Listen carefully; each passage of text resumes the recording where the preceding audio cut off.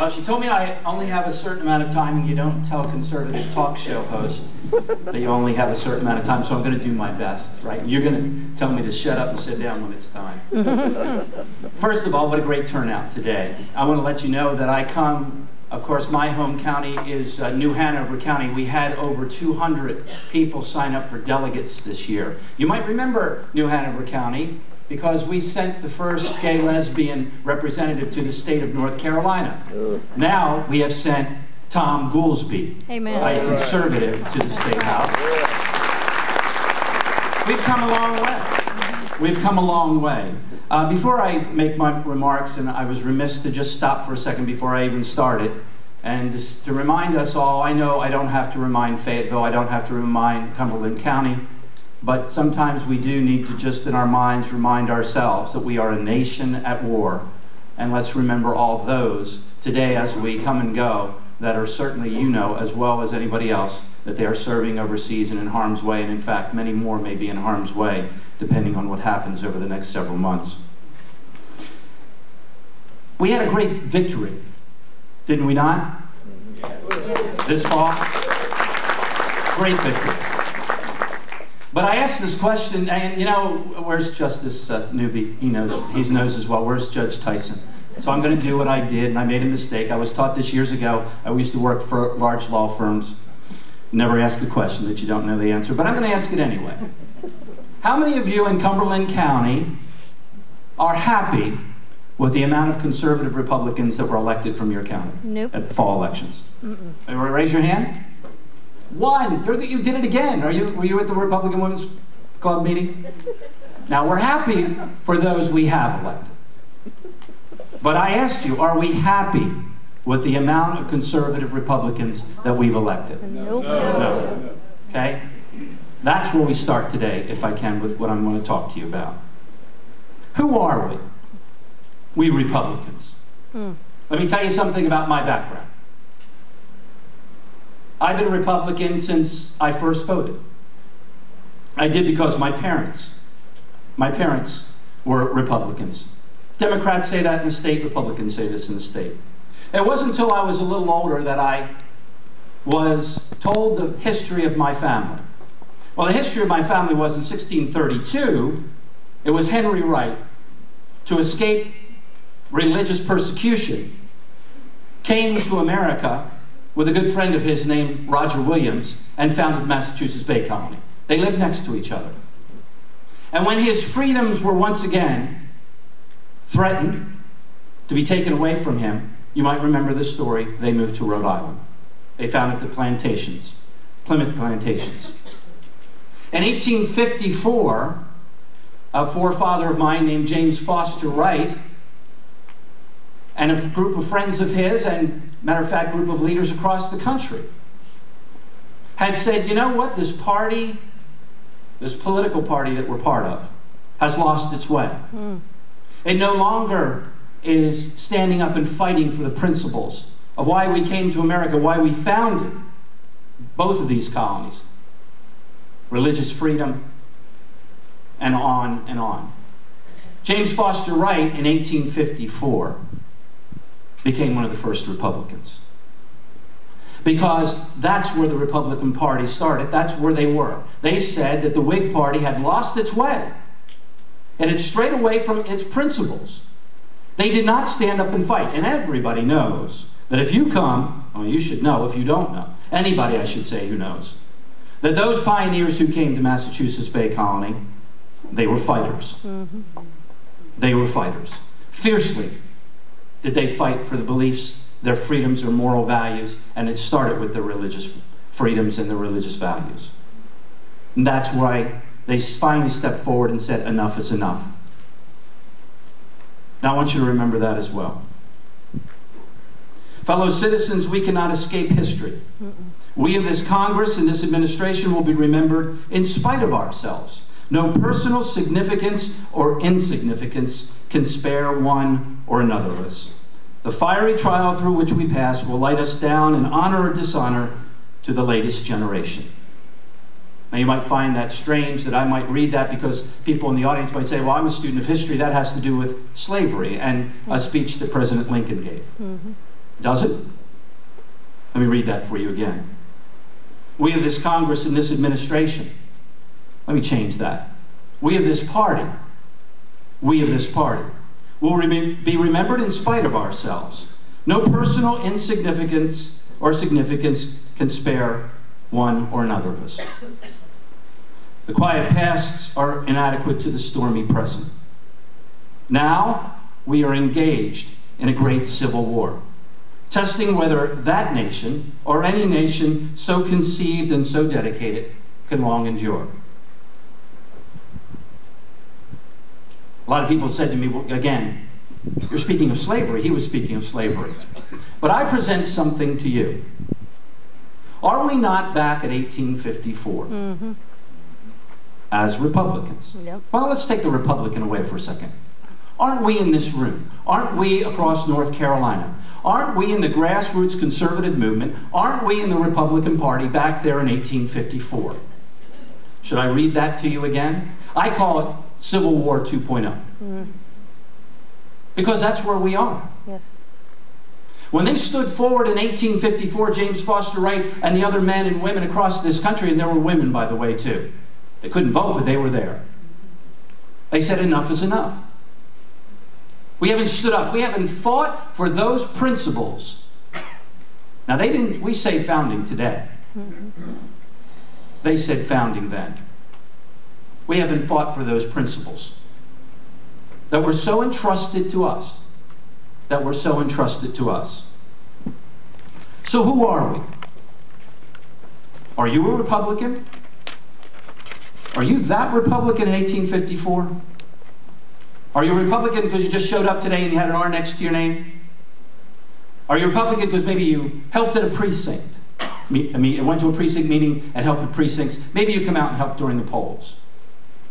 The R is closer, maybe, than the D. Who are you? Well, as I said to the Republican women that night, that's what I'm asking you to do. Now, today you're going to go through business, you're going to do your convention. But what you need to do is you need to go home. First as yourself, then as maybe you and your spouse, significant other, family members, children, grandchildren. And you need to sit down, have some time, and think about and talk about what it means to be a Republican. Again, I didn't say just put an R next to your name because you have an R next to your name, I mean. Not because you want to help out and volunteer at a precinct. What does it mean to be a Republican?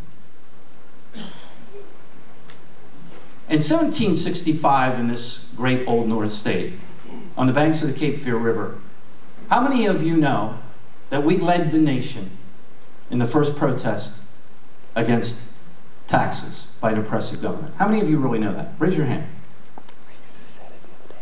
How many of you know that we are the first state to declare independence? How many of you that know that we would not sign the new Constitution without a Declaration of Rights? I could go on and on. North Carolina has led the way for standing up and fighting. And fighting for our beliefs and our principles. So I've only been here 17 years. But I will tell you this is my home. It is my home because first I'm an American, and I have come to call this my home and stay here because North Carolina is the state that embodied, fought for, and people have died for here, the beliefs that I hold dear as a Republican. 140 years, this state has turned away from its heritage, from its traditions, from the things it believed in. Now I know there's people out there going to say, well, Curtis, come on. There's good conservative Democrats. She said I had a limited amount of time, right? Okay. Sorry. No. And I'll use the words of the sheriff in Brunswick County, who when he finally became sheriff, after he had people coming in and out of his office that first month, he had been a deputy, by the way, for over 14, 15 years. And he said, I couldn't do it. I couldn't do it longer than 2 weeks. Keep that D next to my name. He had been a D because his parents and grandparents had been. They were conservative Democrats, they called themselves. And he said, I can't do it. Because what he said was, I went home and after a couple of weeks of this, he said, this is what I believe in. And I'm willing to fight for those things. And he went down and re-registered as a Republican. Amen. Have you heard the words, and I don't have my glasses on, but let me read these to you. You might have remembered some of these words. See what happens when I don't do things live? Our forefathers said that government exists to protect us from one another, and what government has gone beyond its limits. Ronald Reagan said, in deciding to protect us from ourselves. Government's first duty is to protect the people, not to run our lives. I could go through that. Forgive me for a second. I've lost my place. I wanted to read to you what our forefathers said. What they said was this.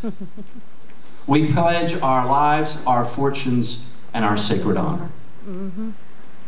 That's right. Can I ask another question? I'm great at asking questions. It's what I do for 20 hours a week. How many of you, as Republicans, are willing to pledge your lives, your fortunes, and your sacred honor for what you say you believe in? That's right. Well, guess what? We should have no problem in the next several elections. Amen. Because this is what we have to do.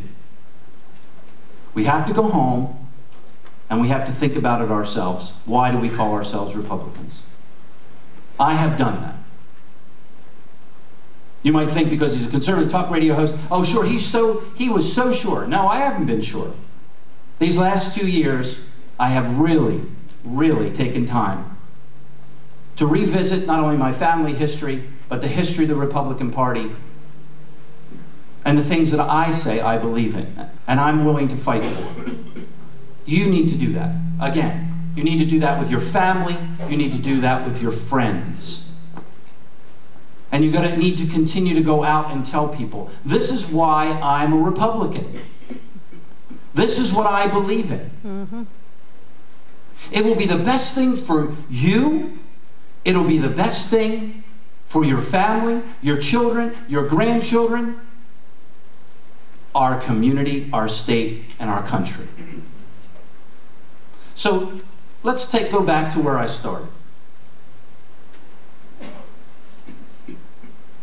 If we don't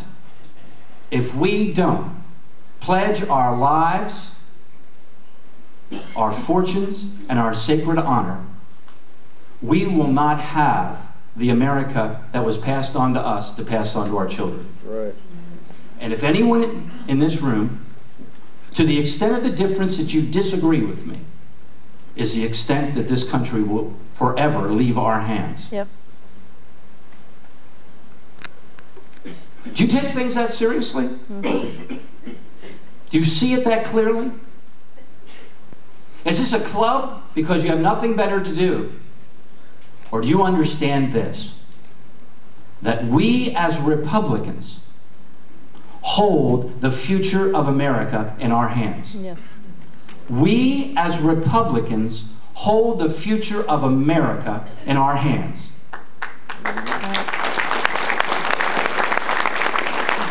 It's not political rhetoric.